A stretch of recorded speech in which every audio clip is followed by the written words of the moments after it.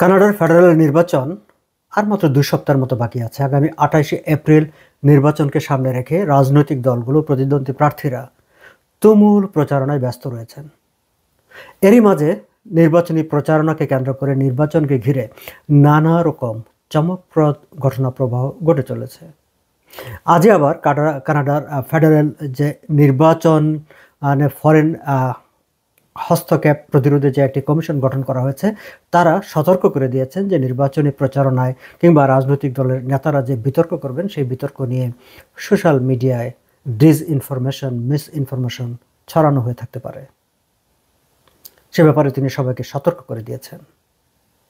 আবার গত কয়েকদিন ধরেই সোশ্যাল মিডিয়ায়, এমনকি আমাদের বাংলাদেশি কমিউনিটির যেসব ফেসবুক গ্রুপগুলো আছে সেখানে বা অনেকের ব্যক্তিগত প্রোফাইলেও পিয়েরে পোলিয়েভকে নিয়ে একটি প্রশ্ন ঘুরে বেড়াচ্ছে।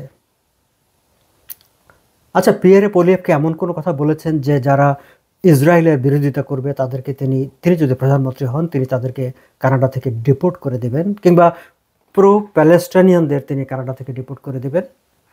এমন একটি তর্ক বিতর্ক বিভিন্ন কমিউনিটির সোশ্যাল মিডিয়ায় দেখা যাচ্ছে। এই বিষয়গুলো নিয়ে কথা বলবো দর্শক, এবং কথা বলবো সর্বশেষ জনমত জরিপে কার কী অবস্থান। তার আগে আমি একটু অন্টারিও প্রভিন্সিয়াল পার্লামেন্টের দিকে নজর দিতে চাই। আপনাদের নিশ্চয় মনে আছে যে সর্বশেষ যে নির্বাচনের মাধ্যমে ডাকফোর্ড নতুন করে ম্যান্ডেট নিলেন, নতুন করে আবার বিজয়ী হয়ে এলেন। আজ সেই নতুন সংসদের অধিবেশন বসেছিল কুইন্স পার্কে, এবং অন্টারিওর ইতিহাসে এই প্রথমবারের মতো তারা একজন মহিলা স্পিকার নির্বাচিত করেছে। ডন স্কেলি,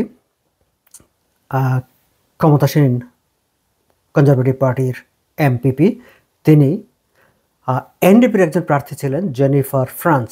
গোপন ব্যালটে স্পিকার নির্বাচনটি অনুষ্ঠিত হয়েছে এবং তিনি বিজয়ী হয়েছেন, এবং অন্টারিও প্রভিন্সিয়াল পার্লামেন্টের প্রথম মহিলা স্পিকার হওয়ার একটি ইতিহাস তিনি তৈরি করেছেন।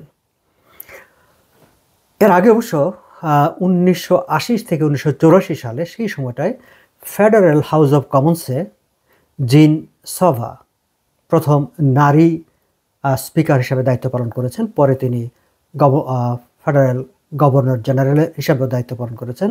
ইন্টারেস্টিংলি, তিনি প্রথম নারী ফেডারেল পার্লামেন্টের প্রথম নারী স্পিকার, এবং তিনি প্রথম মহিলা গভর্নর জেনারেল, প্রথম মহিলা স্পিকার ফেডারেল পার্লামেন্টের, এবং প্রথম মহিলা গভর্নর জেনারেল হিসেবে দায়িত্ব পালন করেছেন। এর বাইরে নিউ ব্রান্সউইকে শার্লি ডাইসার্ট 1991 সালে প্রথম মহিলা স্পিকার হিসেবে দায়িত্ব পালন করেন। মূলত হাউস অব কমন্সে ডেপুটি প্রাইম মিনিস্টার হয়েছে, বা ডেপুটি লিডার হয়েছে, বা অনেক কিছু হয়েছেন, কিন্তু এই গুরুত্বপূর্ণ যে পদগুলো স্পিকারের দায়িত্বে মেয়েদের বা নারীদের খুব বেশি একটা দেখা যায়নি। এই কয়েকজনই হচ্ছে কানাডার রাজনীতির ইতিহাসে যারা এই গুরুত্বপূর্ণ দায়িত্ব পালন করেছেন। দর্শক, প্রসঙ্গক্রমে উল্লেখ করে রাখি যে অন্টারিওর প্রভিন্সিয়াল পার্লামেন্টে আমাদের বাংলাদেশি বংশোদ্ভূত একজন প্রতিনিধি আছেন, ডলি বেগম, যিনি এনডিপির হয়ে নির্বাচিত হয়েছেন, এবং তিনি প্রভিন্সিয়াল পার্লামেন্টে বিরোধী দলীয় উপনেতার দায়িত্ব পালন করছেন। আমরা একটু ফেডারেল নির্বাচনের যে প্রচারণা চলছে সেই দিকে আমরা একটু নজর দিই। যে কথা বলছিলাম যে পিয়েরে পোলিয়েভকে নিয়ে একটি বিতর্ক হচ্ছে যে তিনি, তার দল যদি নির্বাচিত হয় এবং সরকার গঠন করে, তাহলে ইসরায়েলের যারা সমালোচনা করবে বা ইসরায়েলের যারা বিরোধিতা করবে তাদেরকে কানাডা থেকে ডিপোর্ট করে দিবেন কিনা, এমন কোনো কথা তিনি বলেছেন কিনা। তার এটি নিয়ে যে একটি বিতর্ক শুরু হয়েছে, মার্ক কার্নিকে নিয়েও একটি আলাদা রকমের বিতর্ক হয়েছে।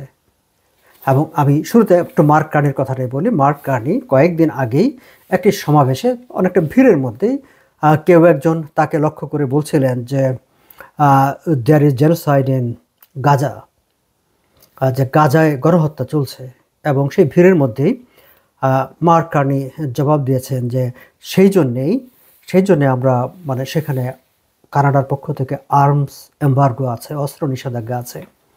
এবং এটি যখন মিডিয়ায় এসেছে সেটি নিয়ে বেশ তুমুল সমালোচনা হয়েছে। গাজায় গণহত্যা হচ্ছে, হিউম্যান রাইটস অর্গানাইজেশনগুলো, বিভিন্ন সংস্থাগুলো আমরা সেটিকে জেনোসাইড হিসাবে বললেও এখন পর্যন্ত অফিসিয়ালি কানাডা কখনোই সেটিকে জেনোসাইড এই টার্মে চিত্রিত করেনি, অর্থাৎ কানাডা সেটিকে ফর্মালি জেনোসাইড হিসাবে স্বীকৃতি দেয়নি। ফলে মার্ক কার্নি যখন বলেছেন যে সেজন্যই তো সেখানে অস্ত্র মানে রপ্তানির উপর নিষেধাজ্ঞা আছে, সেটি এমনভাবে প্রচারিত হয়েছে যে মার্ক কার্নি গাজায় যে গণহত্যা চলছে, জেনোসাইড, গাজার সেই গণহত্যাকে জেনোসাইড হিসেবে তিনি স্বীকৃতি দিয়েছেন। এবং তার প্রতিক্রিয়ায় Israeli prime minister mister Netanyahu তিনি বিবৃতি দিয়েছেন এবং তিনি বলেছেন যে কানাডা সবসময় সভ্যতার পক্ষে থাকে। কানাডা, মার্ক কার্নিও সেই তার পুরনো ঐতিহ্য অনুসরণ করবেন, তিনি কোনো পক্ষে যাবেন না, এরকম করে তার বেশ একটি সমালোচনা করেছেন। পরবর্তীতে মার্ক কার্নিও সেটির ব্যাখ্যা দিয়েছেন এবং তিনি বলেছেন যে আসলে ক্রাউডের এত শব্দের মধ্যে তিনি জেনোসাইড শব্দটি শুনতে পাননি, তবে এটি তো সত্য, তিনি বলেছেন যে আমরা কানাডা ওর আগে থেকেই ইসরায়েলে অস্ত্র রপ্তানির উপর নিষেধাজ্ঞা দিয়ে রেখেছে, অস্ত্র রপ্তানি বন্ধ করে রেখেছে। সো আমি সেই কথাটি বলেছি। অর্থাৎ তিনিও একটি ব্যাখ্যা দেওয়ার চেষ্টা করেছেন যে না, তিনি আসলে জেনোসাইড শব্দটি বলেননি, বা তিনি যে জেনোসাইডকে স্বীকৃতি দিয়েছেন বিষয়টি সেরকম না। তবে তিনি তার দল নির্বাচিত হলে কি পদক্ষেপ নেবে সেই ব্যাপারে তিনি কথাবার্তা বলেছেন। তিনি বলেছেন স্পষ্ট করেই যে ইসলামোফোবিয়া এবং অ্যান্টিসেমিটিক যে এর বিরুদ্ধে তিনি আইন করবেন, আইন করে তার মানে অ্যান্টিসেমিটিক যে কোনো তৎপরতা এবং ইসলামোফোবিয়া এই দুটির ব্যাপারে তিনি পদক্ষেপ নেবেন। তবে কি পদক্ষেপ নেবেন তিনি তার বিস্তারিত জানাননি। তবে তিনি আলাদা করে যে কথাটি বলেছেন সেটি হচ্ছে স্কুল, কোনো community centre, place of worship, প্রার্থনার স্থান, এইসব স্থানে কেউ যদি ইচ্ছাকৃতভাবে প্রবেশের ক্ষেত্রে বিঘ্ন ঘটায়, বাধা দেয়, তাহলে সেটিকে একটি ক্রিমিনাল অফেন্স হিসাবে শাস্তি দেওয়ার একটা আইন তিনি প্রণয়ন করবেন। এবং এখানে স্কুল, কমিউনিটি সেন্টার, প্রার্থনা, প্লেস অফ ওয়ার্শিপ, অর্থাৎ এটি সকল ধর্মের ক্ষেত্রেই প্রযোজ্য। তিনি যদিও বলেছেন যে তিনি অ্যান্টিসেমিটিজম এবং ইসলামোফোবিয়া বন্ধে প্রয়োজনীয় পদক্ষেপ নেবেন, আর এগুলোর ক্ষেত্রে বলেছেন যে তিনি এগুলোকে ক্রিমিনাল অফেন্স হিসাবে চিহ্নিত করে তিনি আইন করবেন।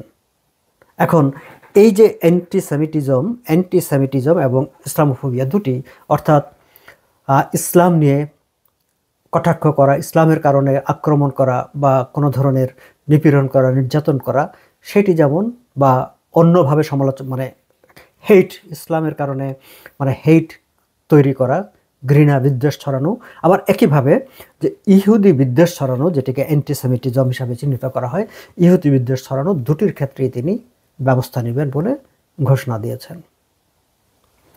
মার্ক কার্নি অবশ্য দুঃখিত, পিয়ারে পোলিয়েভ অবশ্য আরও কঠিনভাবে ইসরায়েলিদের পক্ষে তিনি অবস্থান নিয়েছেন।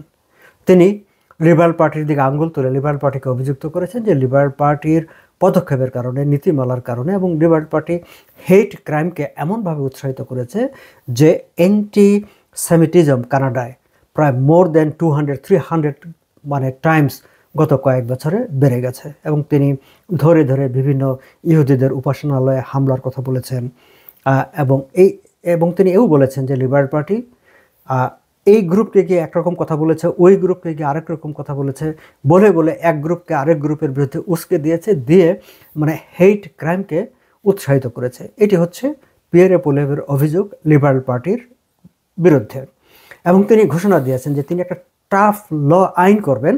কী কারণে? Against vandalism, hate marches that break law, মানে যে কোনো ধরনের মানে ঘৃণা, উস্কানিমূলক সভা সমাবেশ, মিছিল, র্যালি যেটা আইন ভঙ্গ করে, এবং violent attack based on ethnicity and religion, এথনিসিটির কারণে, ধর্মীয় কারণে কারো উপর কোনো ধরনের সহিংসতা, আক্রমণ, ঘৃণা ছড়ানো, এইসবের বিরুদ্ধে কনজারভেটিভ পার্টি যদি ক্ষমতায় যায় তাহলে কঠোর আইন করবে, সেটি তিনি ঘোষণা দিয়েছেন। এবার আসি যেই বিষয়টি নিয়ে সবচেয়ে বিতর্ক হচ্ছে, যে তিনি যে ডিপোর্টেশনের যে কথাটি বলেছেন, তিনি আসলে কাদেরকে ডিপোর্ট করবেন বলেছেন। আমি যদি তার বক্তব্যটি আমি ভিডিওতেও শুনেছি, আবার আমি কোট করার জন্য আসলে সিবিসিকে বেছে নিয়েছি। সিবিসি হচ্ছে গভর্নমেন্ট ব্যাকড পত্রিকা, অনেকটা আমাদের বাংলাদেশ টেলিভিশনের মতো, বাট এখানে এরা অনেকটা ইন্ডিপেন্ডেন্টলি ওয়ার্ক করে, যেহেতু এটি স্বায়ত্তশাসিত প্রতিষ্ঠান। সিবিসি থেকে তার যে বক্তব্যটা, সেখানে এইভাবে বলা আছে, পিয়েরে পোলিয়া বলছেন, any one who is here on a visitor visa. খেয়াল রাখবেন, তিনি কিন্তু যারা ভিজিটর ভিসায় কানাডায় এসেছে তাদের উদ্দেশ্য করে বলছেন, any one who is here on a visitor visa who carries out law breaking will be deported from this country. Visitor visa এসে কানাডায় এসে যারা কোনো ধরনের আইন ভঙ্গ করবে তাদেরকে রাইট ওয়েতে ডিপোর্ট করে দেওয়া হবে।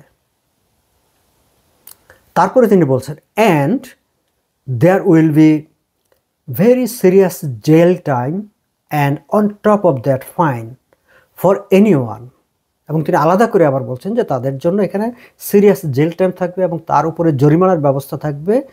কার জন্য? For any one who carries out antisemitic vandalism or property damage. যারা এই যে ইহুদি বিদ্বেষমূলক হামলা, ভাঙচুর, বা সহায় সম্পত্তি ধ্বংস করে, এখানে ইহুদিদের অনেকগুলো উপাসনালয়ে হামলা হয়েছে, ভাঙচুর হয়েছে, সেগুলো তিনি তার বক্তৃতায় বলেছেন, বলে তিনি এই প্রসঙ্গটি টেনে এনেছেন। তার মানে হচ্ছে তিনি ডিপোর্টেশনের কথা বলেছেন, যে যারা ভিজিটর ভিসায় এসে এখানে আইন লঙ্ঘন করবে, আইন ভঙ্গ করবে, তাদেরকে রাইটে ডিপোর্ট করে দেওয়া হবে। আদার দেন ভিজিটর ভিসা, যারা ক্যানেডিয়ান পিআর ওর ক্যানেডিয়ান কোনো ধরনের স্ট্যাটাস আছে, তারা যদি অ্যান্টিসেমিটিক ভ্যান্ডালিজম করেন, কোনো ইহুদি বিদ্বেষমূলক ভায়োলেন্স করেন, কিংবা কোনো প্রপার্টি ড্যামেজ করেন, তাদের প্রার্থনালয়, উপাসনালয়ে হামলা করে, ভাঙচুর করে, তাহলে তাদের জন্য সিরিয়াস জেল টাইম থাকবে এবং জরিমানার ব্যবস্থা থাকবে। সো এই হচ্ছে সামগ্রিকভাবে অবস্থা দুজনেরই। ইসরায়েল প্যালেস্টাইন প্রশ্নে মার্ক কার্নি এবং পিয়েরে পোলিয়েভ দুজনেই সিরিয়াসলি পদক্ষেপ নেওয়ার ঘোষণা দিয়েছেন, অঙ্গীকার করেছেন, এবং দুজনেই তাদের পদক্ষেপগুলো আলাদা আলাদাভাবে বলেছেন। যদিও মার্ক কার্নি খুব বেশি এলাবোরেট করেননি, তিনি শুধু দুটি শব্দেই অ্যান্টিসেমিটিজম এবং ইসলামোফোবিয়ার বিরুদ্ধে ব্যবস্থা নেবেন, এই জায়গায় তিনি সীমিত থেকেছেন। দর্শক, এবার আমরা একটু সর্বশেষ জনমত জরিপের দিকে তাকাই। জনমত জরিপ আগামী মঙ্গলবার ফ্রেঞ্চ ল্যাঙ্গুয়েজে এবং বৃহস্পতিবার ইংরেজি ভাষায় নেতাদের ডিবেট অনুষ্ঠিত হবে। সো সেই ডিবেটটিকে দেখা হয় একটি টার্নিং পয়েন্ট হিসাবে। এর আগে দুই একটি ডিবেট হয়েছে এবং ডিবেট নিয়ে খুব চমৎকার কিছু ঘটনা ঘটেছে। দর্শক, আমি এই ভিডিওটি লম্বা হয়ে যাচ্ছে, আমি এখানে উল্লেখ করব না, আমি সেগুলো নিয়ে আলাদা করে কথা বলবো। তবে মঙ্গলবার এবং বৃহস্পতিবার ফ্রেঞ্চ এবং ইংলিশ ল্যাঙ্গুয়েজের যে ডিবেটটি হবে, সেই ডিবেটের পর হয়তো জনমত জরিপের আরেকটা টার্নিং নেওয়ার একটা সম্ভাবনা আছে বলে বিশ্লেষকরা মনে করছেন। কিন্তু গতকাল পর্যন্ত 13 এপ্রিল পর্যন্ত CTV and globe and mail তারা যে ট্র্যাকিংটি করে, তারা গত 3 দিনের, তারা 10 থেকে 13 এপ্রিল পর্যন্ত এই 3 দিনের যে গড় জনমত জরিপ, বিভিন্ন জনমত জরিপগুলোর ফলাফলকে গড় করে তারা যেই হিসাবটি দেখাচ্ছেন, সেখানে লিবারেল পার্টি 7 পার্সেন্টেজ পয়েন্টে ব্যবধানে সামনের দিকে এগিয়ে আছে। লিবারেল পার্টির অবস্থান হচ্ছে 44.8% আর কনজারভেটিভ পার্টির 37.8%। সো এই হচ্ছে তাদের অবস্থা। এরিয়া ওয়াইজ যদি আঞ্চলিক হিসাবে তারা দেখাচ্ছে, liberal party Ontario, Atlantic Canada, কুইবেকে এগিয়ে আছে, আর কনজারভেটিভ পার্টি ব্রিটিশ কলাম্বিয়া এবং প্রেরিজ এলাকাতে তারা তাদের স্ট্রং হোল্ড, তারা সেখানে এগিয়ে আছে। সিটিভি এবং গ্লোব অ্যান্ড মেইল তারা আরও একটি প্রশ্ন রেখেছিল তাদের এই জরিপে, যে প্রেফার্ড প্রাইম মিনিস্টার হিসেবে তারা কাকে বেশি পছন্দ করে। তাতে দেখা যাচ্ছে মার্ক কার্নি 50% এবং 34% হচ্ছে পিয়েরে পোলিয়েভ, অর্থাৎ পিয়েরে পোলিয়েভের চাইতে 16 পার্সেন্টেজ পয়েন্টে মার্ক কার্নি এগিয়ে আছে। এদিকে টরন্টো স্টার আবার প্রতিদিনই তারা একটি করে এরকম বিভিন্ন জনমত জরিপগুলোকে একসাথে টালি করে তারা তাদের মতো করে একটা ফলাফল ঘোষণা করে। সেই ফলাফলে দেখা যাচ্ছে দ্য সিগন্যাল সার্ভে তারা যেটিকে বলে, এখানে আবার লিবারেল পার্টি এবং কনজারভেটিভ পার্টির মধ্যে বেশ একটা টাইট একটা অবস্থা আছে। 43.6% হচ্ছে লিবারেল পার্টির অবস্থান এবং 40.9% হচ্ছে কনজারভেটিভ পার্টির অবস্থান। এবং আসনের দিক থেকে লিবারেল পার্টি 183 আসন তারা বলছে প্রজেক্টের। 343-র মধ্যে 172 আসন দরকার হয় মেজরিটি গভর্নমেন্ট করার জন্য। সো তাদের the signal, Toronto stars the signal যে জরিপ সেই জরিপে 183 সিট এখন পর্যন্ত লিবারেল পার্টি প্রজেক্টেড অ্যান্ড 130 হচ্ছে কনজারভেটিভ পার্টির। দর্শক, আরও একটি খুব ইন্টারেস্টিং আরেকটি তথ্য দিয়ে আলোচনাটা শেষ করব। আজকের ভিডিওটা একটু লম্বা হয়ে যাচ্ছে। পিয়েরে পোলিয়েভ এবং মার্ক কার্নি দুজনেই অটোয়ার একেবারে পাশাপাশি দুটি আসন থেকে প্রতিদ্বন্দ্বিতা করছেন। কার্লটন থেকে পিয়েরে পোলিয়েভ এবং নেপিয়ান থেকে মার্ক কার্নি প্রতিদ্বন্দ্বিতা করছেন। এবং এই দুটি আসনে স্থানীয় যে প্রার্থীরা আছেন, পিয়েরে পোলিয়েভের এগেনস্টে যে লিবারেল পার্টি এবং মার্ক কার্নির এগেনস্টে যে কনজারভেটিভ প্রার্থী আছেন, তারা খুব জোর গলায় বলছেন যে এই সিটে তারা জিতে যাবেন। যদিও সবকটি জনমত জরিপ বলছে যে পিয়েরে পোলিয়েভ তার আসনে সেফ আছেন, মার্ক কার্নিও তার আসনে সেফ আছেন। আজ এই পর্যন্তই। সামনের ভিডিওতে আবার নতুন অন্যান্য সব তথ্য নিয়ে আপনাদের সামনে হাজির হব। ততক্ষণ ভালো থাকবেন। আপনারা যারা ক্যানাডিয়ান রাজনীতি, অর্থনীতি, নির্বাচন, ট্রাম্পের ট্যারিফ এইসব বিষয়ের আপ টু ডেট ইনফরমেশন জানতে চান, তারা আমার এই ইউটিউব চ্যানেলটি সাবস্ক্রাইব করে এবং আমার ফেসবুক পেজটি ফলো করে আমার সঙ্গে থাকতে পারেন। ভালো থাকবেন সবাই। আপনাদের সবাইকে ধন্যবাদ আমার এই আলোচনা শুনবার জন্যে।